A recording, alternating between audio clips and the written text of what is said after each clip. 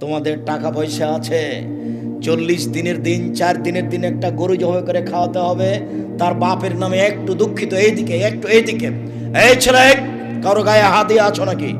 Ready হও, জরুরি কথা। উপস্থিত বৈঠকের মুসলিম বোন একটু খেয়াল করেন, এদিকে একটু লক্ষ্য করেন তো, শুনেন এদিকে। হোসাইন জাকাতের খেজুরের পাশে বসে আছে, জাকাতের খেজুর।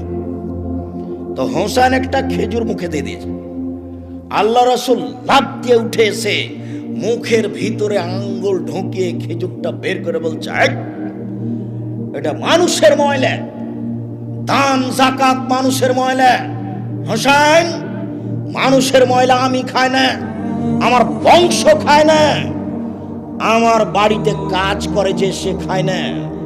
মানুষের ময়লা আমার উপরে হারাম, আমার বংশের উপরে হারাম, আমার বাড়ির যারা গোলাম রাখাল কিষান তাদের উপরে হারাম।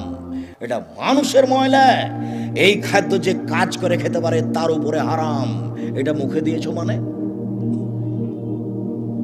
আরেকটু, একটা খেজুর পড়ে আছে রাস্তায়, আল্লাহ রাসূল খেজুরটা উঠে বলছেন, ও খেজুর, যদি আমার আশঙ্কা না হতো যে তুমি জাকাত সাদকার খেজুর, আশঙ্কা না হলে আমি তোমাকে খেয়ে নিতাম।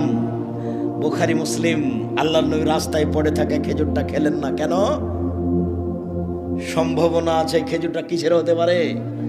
জাকাতের সাদকার খেজুর হতে পারে। আমার উপরে হারাম, আমার বংশের উপরে হারাম। এই ছেলে, তোমার বাপের নামে যে গরু জবাই করেছে এটা সাদকা, এটা মানুষের ময়লা, এটা দিনাজপুরের ভিক্ষুক খেতে পারে।